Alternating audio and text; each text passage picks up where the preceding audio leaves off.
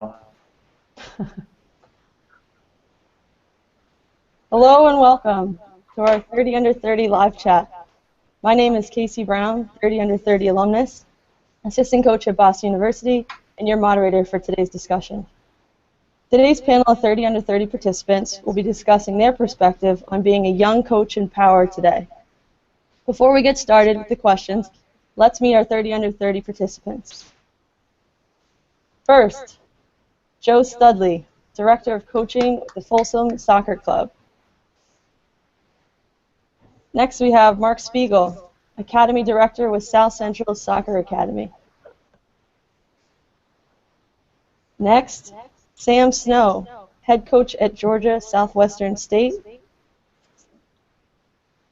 And finally, Josh File, Director of Coaching with the FC Elite Soccer Club. Another reminder, if any viewers for today's chat have a question, please tweet them to us using the hashtag NSCA Live. Okay, let's get started. First, we'll throw this question out to the group. Can you guys talk about your climb and path to how you got to be in the position you are in now? Mark, could you start us off?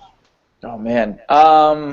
Yeah, so I played in high school and loved it. In the summer, worked at all the soccer camps that I could with the little kids and just kind of fell in love with that. I come from a coaching family. My dad coached football for 35 years, so I guess you could say it's in my blood. Went on to play at Butler University, and yeah, after playing there, I started to volunteer coach just kind of on the side to see if I liked it, and ended up falling in love and thinking about training sessions and just decided to really dive in and pursue it. So I moved to Indianapolis a handful of years ago to Chase Community, and my coach at Butler gave me the opportunity to coach at a local club, and then from there kind of met some great coaches and ended up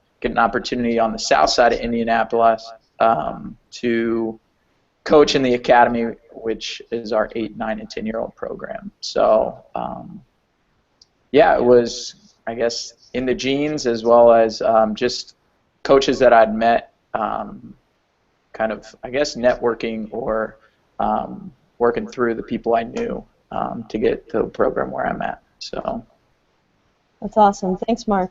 Yep. And Sam, how about you and your experience climbing? Played, club, high school, all that stuff, and then I had started volunteering as a coach when I was in high school. So then when I got to college, volunteered at the local club there as well, and I got injured my sophomore year, couldn't play anymore. But my coach, he knew that I wanted to get more involved with coaching, so he let me become a student assistant coach.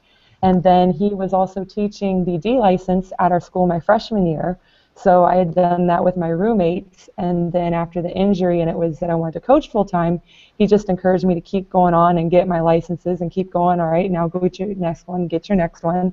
So then by the time I graduated college, I had my A license, and I'd already been a head coach then at a junior college. So just, that's how it happened, and I went to my college coach and my family for supporting me and encouraging me through it. That's great. And Joe, a little bit about your path. Yeah, so I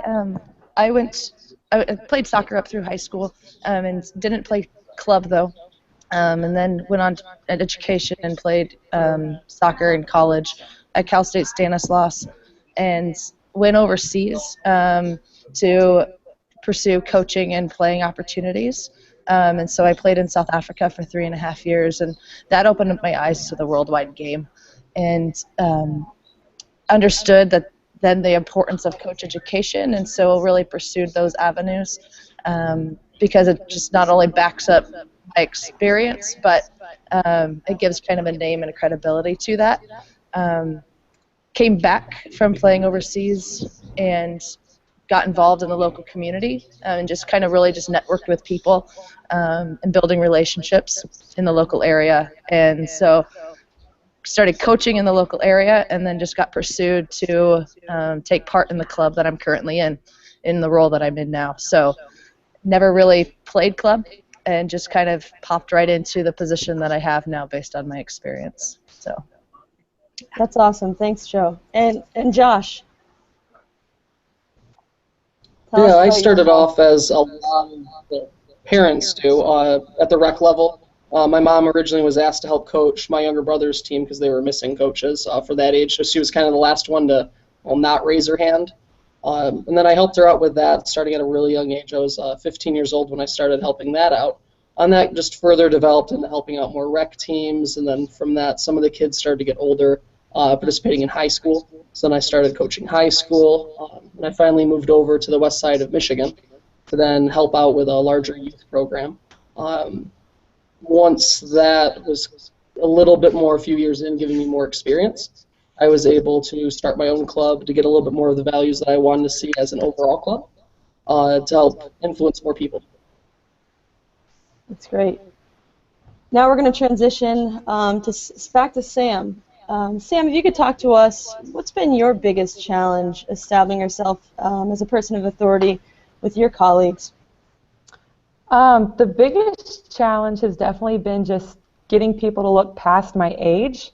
When I actually came and interviewed for the school that I'm at now, one of their questions was for me, you're only 25, how can you coach these girls? How can you be, a leader for these girls? And I just made it very clear right from the get-go, that I make sure that the players know, I'm the coach, I set those boundaries and create those lines, because I feel like a lot of young coaches, at least in college, those lines can get a little bit blurred, and you want to be a little bit more on the friend side.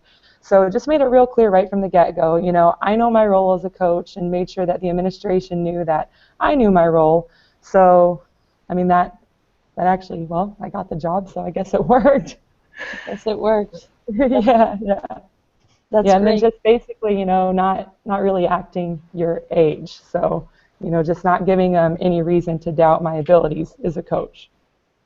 Awesome. Great tips from Sam. Now let's go to you, Josh, and hear a little bit about how you gauge success differently as a leader in your program. Well, if you're looking at it from a director of coaching perspective, which is what I am now, it changed from when I was a head coach of maybe in a few teams, because now I'm looking at it more from a larger perspective. The things that I decide on are not just on one or two teams. It influences a bunch of parents, a lot of players. Anything now as terms of goals is also now seen as larger scale. A team goal might be, or success might be, to go to a championship game or win a tournament or to get them playing in a certain style or direction. And now as an administrator or director, now everything's more influenced on the overall values of the club. Can I get the entire club to start playing this way? Can we be identified by something other than our uniforms? Or if any of our kids go play for a different club for guest player, would people recognize that, hey, they could have came out of my program? A little bit longer term success and goals now. You're now looking at it from a 5-year, 10-year plan. And going to things like the Director of Coaching course with the NSCAA, that was a good stepping stone for me to be able to know that other Director of Coaches also have some of the same problems and issues coming up through their programs. So as they were developing their own, I was able to then pick apart some of the better stuff that the other clubs were doing as they were sharing some of their information, and be able to mimic my club's what we wanted to get out of it and what the programming wanted to see. That's great, Josh. Thanks. And Mark, could you just share with us, similarly, how you gauge success? Yeah, definitely. So when I came into this program 4 years ago, it was interesting looking at the club from an outsider's perspective. I didn't know anything about the club I was joining. I just had an amazing boss, Matt Wilhoit, that said, hey, you can oversee the 8, 9, and 10-year-olds, and I'll back you up. Whatever you need, let me know, and I'll support you. So that was like such a blessing. But coming in, it was pretty quick to see there was a philosophy of comparison. It was all about what the other clubs were doing. Well, how do we compare in terms of wins or losses or rankings or state championships. So everything was looking out at other clubs and then comparing to our own. And as all of us know, comparison is the thief of joy. So it was fun to like look at that and see, okay, we need to change this because this culture is not conducive for success because we aren't the biggest club around and we don't have the best players transferring over to our club. So we really changed philosophy and we looked at success as coming from consistently applying just a few particular habits daily. So we have 4 things that we really look at in our academy that we try to do every day to find ourselves to be successful. One is to have fun. It's fun. Sam said she had to act not her age, right? Well, I do the same thing, but I kind of go the other way. So working with 8, 9, and 10-year-olds, constantly running and dancing and screaming and rolling around and going over to the kids' houses and playing Ninja and Nerf games, like that's part of my job and what I love, and that adds to the success. So that was a change in philosophy in those daily habits of looking out. Now we're focused on fun. We're focused on working hard. We have a kind of a culture now that the coaches show up early, and we talk a lot about coaching for a full 75 minutes. So leaving our phones in our coach's office and giving our kids everything we got for 75 minutes and being exhausted after that. Our third thing we talk about is getting better or growing. We invest in all of our coaches' education. We pay for it, which is amazing that our club is investing in that. I'm a book junkie. I love to read leadership books and success books and business books. And also through this, I've gotten to have a great mentor, John O'Sullivan, who has added to that growth. And the last thing is we try to work on our community to do all of that together. So working on those 4 things, have fun, work hard, get better together, that's kind of scoped our philosophy of these daily habits. And then how do we gauge that success? It's no longer looking at how we compare to the other teams in terms of wins, losses, or rankings, which I don't know where they get these crazy rankings for 10-year-old teams. But so a couple of things I jotted down is smiles, which especially for 8, 9, and 10-year-olds, creating smiles creates a love of the game. This is one of my favorite ones. All man, practice is over already. Especially if it's like a dribbling day through cones and high repetition, and at the end they're bummed that 75 minutes is up that quick. What a great thing to hear as a coach. Retention rate. We've actually adopted this philosophy of we're going to coach the kids who want to play here. So at the first, I had to change my grip of players and saying we have to keep you to, okay, if you want to club hop, go club hop. I don't know what you're searching for, but the kids that really want to be here, we're gonna do that. So retaining kids, high fives. I give out a lot of high fives, and then just the growth of players. Are they learning their double scissors? Are they taking people on? Are they learning like, okay, you can't do a step over scissors in the box and go for a nutmeg. Well, you can, but once you lose it, you got to grow from that. But yeah, and then the growth of the coaches underneath us. So we have a lot of young coaches who are amazing. We've been dubbed the Goof Troop because of our acting not our age, I guess. But we have a lot of fun and we're passionate about it. And to see those guys texting me in the middle of their business class in college and say, hey, I thought about this new dribbling activity. That's a true success for us because that's really building up our next group of coaches. So gauging success has come by us choosing and growing rather than us comparing and kind of looking outward. So I think we're successful. I'd say we're successful.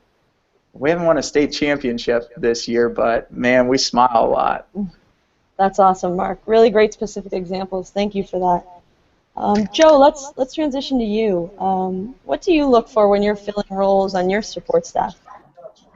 So within our club, we have 2 employees, but we have the rest of them, or everyone's a volunteer, including our coaches. And so just that dynamic, we're a very large club. We have a 3,000 body base, that's including competitive and recreation. So in filling those supporting roles, ultimately we want to find people that want to stay within our community, that desire to be within the Folsom area, and to get to know and be involved in the community more long term, and not just a stepping stone to something else. Ultimately, we want somebody who can communicate, that is a team player, that ultimately wants to be involved and get to know other coaches, in terms of if we were to hire technical directors or those particular roles, which we just actually did. So we now have a 3rd employee, if you want to say that. Yeah. But ultimately I look at the qualifications and the experience of the individual. Do they have people skills? Do they have a cringe factor? Is it, I don't know, just kind of that one-on-one vibe. Are they loyal people? Are they committed? Just looking for good quality individuals when looking for supporting roles, but individuals who are knowledgeable and ultimately integrous to be a part of the team, and not just them being the star overall. So in those supporting roles. It's great. Yeah. Hard not to want to support it when that's the background. It looks awful warm where Joe is, everyone. Our viewers can see that. Everyone's jealous of that. All right, we'll throw another question out to the group here, and we'll start with Sam. Sam, what specific challenges have you noticed in the soccer world today that affect the goals of your program specifically? Whew. All right. Thanks for putting me on the spot. It's a loaded question. Yeah. I guess with our school, I guess at the college level, just the generation of the kids that are coming in are a little bit different, and even just the past 3 or 4 years. And the parents are a lot more involved now, too. So I've met a lot of coaches. I have a lot of colleagues that don't like to deal with parents. And you hear a lot of college coaches like, well, I'm coaching in college, so I don't have to deal with parents. But for us, just our smaller school, our parents are such a great support for us. So I've had to kind of get away from that, not wanting to deal with parents. And now with this new generation of kids, the parents are a huge part of it now. So when kids come to recruit, I don't mind when they come to visit bringing their parents with them, because they're helping them in making their choice for where they're going to go to college. And especially, too, when the parents are helping pay for it, it's a big thing. And to me also, it's just so rewarding as well to get to know the whole family, not just my player, because I like to think of our team as being a big family, and then we get the rest of the families involved. It just makes it that much easier on me, and then also for the kids too, because they know that family's always got to come first. So I'll support them with anything going on like that, and then we also get a little bit bigger fan base and more fans at our games. So I think just that, at least from my perspective, has been a challenge and something that's been easy now to embrace and help us get better. That's a great perspective to share. Thanks, Sam. Josh, if we could go to you, specific challenges in the world for your program, your realm. I think it's actually a little bit of both positives and negatives right now. That's more of a struggle, and also a positive is just the technology now. A lot of the kids are actually doing really awesome moves because they just played it on FIFA with their teammate or with somebody from another city. So they can, at a younger age, mimic those. They can look up things on YouTube, or they have access to a lot more games now. So they do have the ability to do more of that, where before we'd have to have the one kid who had the channel that got all the English Premier League games to be able to watch soccer. So now it's a lot more easily accessible. The problem with that as well, though, is that there are kids that are going outside and playing less. They are a lot more using the technology, phones, games, staying inside more. And that then takes away from some of the physicality of it. Even though a lot of them are becoming smarter players, there's a less of an athletic portion at the younger age for that. So that's one of the things. And also this generation coming through, I work with a lot of middle-aged, elementary-aged kids, and it's no longer the because the coach said so generation. It's the why, and then you actually have to answer them and give them a real answer because they are already thinking about things. Where when I was a player growing up, if I asked the coach why and he said, well, because I asked you to run this far or do this, it was pretty much expected. Maybe I'm the only coach who explains it or tries to explain it. But if I were to say, like, because I said so to a lot of the kids, I probably wouldn't have too many kids playing in my program the following year. Great. That's awesome, Josh. Joe, if you could share with us.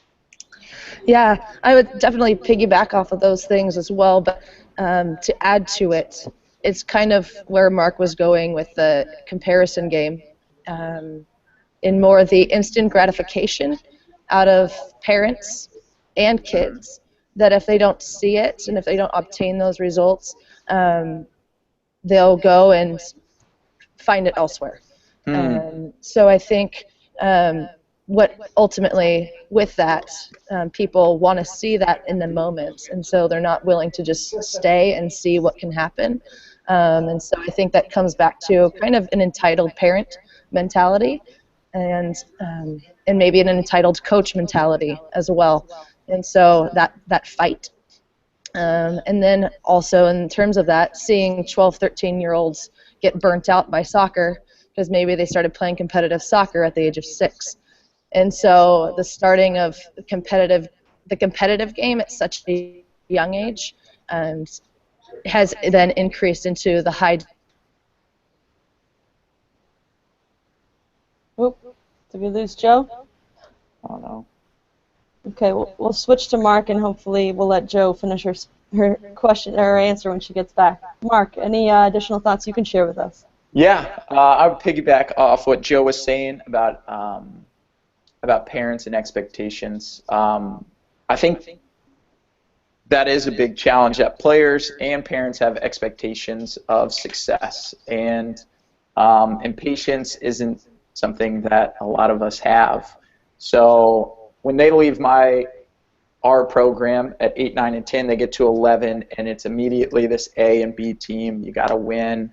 The parents all think their kids are going to be on the A team, and lots of phone calls if they're not. The players are all assuming they're going to be on the A team, and lots of tears if they're not. And we all know that developmentally, puberty plays a big role. So trying to preach that patience of that challenge. Oh, Joe's back. Sorry about that. Continue on. Joe, We'll you get want back to to go? Joe. I can wait. I don't know where I ended, so I'll join back in. Okay, cool. So yeah, trying to work with parents and their expectations, and kind of preach that patience of that long-term athlete, rather than that success now that Joe was talking about. I think could help with the other thing that we see, or two other things that we see, is that club hopping, and trying to create that club loyalty in any way we can. We do a lot of community-based events, movie nights where we project a movie on our kickback wall. We do all-night raves for our kids. We do Halloween extravaganzas. We do lots of things to, like, especially at this younger age, to get them involved and say, hey, I belong to this team and this club and this community, and I'm not going anywhere else. So that's kind of the challenge, and then how we fight that. Another challenge that comes from that, in terms of coaching, is looking at a player and their abilities and assessing a value to them as a person. So I think sports are the worst at this, is giving a kid value based on, can you hit that jump shot, can you do that move, can you score those goals. And so when you have A and B and C teams, unfortunately when you get on the B and C teams, the coaches and kind of the parents and the club sometimes begins to treat those kids like they're lesser. So that's a big thing, I think, across the board, and that's a conversation we're having at our club, that we don't do that terribly. It's not like running rampant, but it's something we're aware of and that we're trying to combat against by saying, hey, each kid has value and we want to pour into them as much as we can. And the final thing, and I want everyone at home to really get close to I think it's got to change. 8, 9, and 10-year-old coaches know this. We sing songs about it. goal kicks are the worst things ever at 8, 9, and 10-year-olds. They're more dangerous than the other team's corner kick. We have adopted a line that the other team has to drop back behind because an 8-year-old girl can't get it out of the box on a goal kick, let alone make the great pass, and then we're getting scored on and everyone's crying and the kids don't want to play. Goal kicks are the worst, but we're trying to change it, and I hope you guys adopt that line that they have to drop back behind because I think it's developmentally appropriate. Goal kicks, man. Goal kicks. Joe, you're up again. Joe. Welcome back. Where did I die? I don't know where I stopped. So I think just additionally, I think I was talking on player burnout, maybe. Yeah. Yep. And due to the unrealistic perspectives of parents and coaches, and I think, and it's a hard battle because I don't know necessarily what to do unless it's like really training and teaching the parents what is really safe for kids at appropriate ages. But that's a society issue as a whole and not necessarily specific club related. And so that's the difficulty. That's great, Joe. Thanks. Now we have to address our live tweeters because we have a fantastic following right now. So this is from a live tweet, and this is feel free anyone to jump in here. When did you guys, as a young coach, did you have to stop relying on your playing experiences, and you felt like you started establishing yourself as a coach and being able to use those experiences? Because I know that can be a big one. So whoever wants to jump in. I guess I'll jump in then. So pretty much almost immediately, because I went straight from college soccer player to college coach, and there were so many times, out at practice and trainings, it was like, oh my gosh, why aren't you working hard? If I were still playing. And then after, a couple of months of that, it just got so stressful. And then, my coach told me, look, you got to look at it now from the coaching perspective, and it's going to make your life a whole lot easier. So it was mostly just, me stressing myself out about it just a little too much, and then finally got to, sit back, relax, and see it from the coaching perspective. So it almost has to happen immediately, or you're just going to drive yourself nuts. Mm-hmm. It's great. Does anyone else have anything to share in regards to that? Yeah, I can chime in on that one. I think especially with the coaching courses, as a lot of the newer coaches are transitioning from being a player to being a coach, or at least learning more and get educated about a coach. Going to the coaching courses, you can see some of the players and coaches who are younger or older in some cases who are still kind of in that player mentality. And then there's the rest of everybody, just about everybody else, who kind of look at that guy and he's like, I don't know about nutmegging that one person wasn't the best idea for the course itself. And then by the end of it, though, everybody gets it. So I think for the most part, if you are going to coach and you want to coach at a higher level, you got to get out of that mentality early. But it is important to still have a couple tricks up your sleeve in a practice. If you do a sweet move, just even as a demo, the kids, especially the younger kids, will love you if you know a trick or two. That's great. Mark, Joe, anything to add? Any parting words? Yeah, for me it was learning the balance of kind of transitioning from friend coach to coach. So becoming a director of the academy rather than an assistant coach or something like that, where you can be more buddy-buddy. You're the one they come to. You have to begin to demand a little bit more. You have to have some discipline. You have to set up boundaries for your kids. You can still invest in them and be friendly. But that's the one thing I see about young coaches. We have this amazing coach. His name's Coach Nick. And he comes in and he's just like flying off the wall. He's like amazing at interacting with kids. But there's points where the kids were kind of running the show. And it was great to have that perspective finally for myself to say, oh man, I used to do that. I can't believe I used to do that. And I pull him aside and say, hey Nick, you're their coach. Like, you can still invest in them and love on them, but they need some guidance. They need some structure, and right now you're not giving that to them. And then he kind of went the other way and started screaming at him and going crazy. I'm just kidding.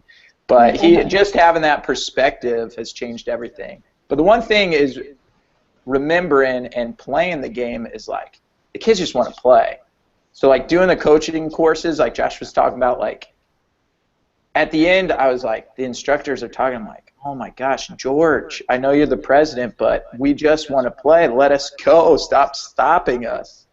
So having that perspective to say, okay, at times we just got to let the kids play. So having that balance for sure is important. That's great, Mark. Joe, back to you. Anything you'd like to add to that? Had some international playing experiences? I think just ultimately having the appropriate boundaries. Kate, can you retell me the question again? Yeah, sure. Let me just pull it from the live tweet here. All right. So we were just asking, when as a young coach did you have to stop relying on your playing experiences and started establishing yourself as a coach first?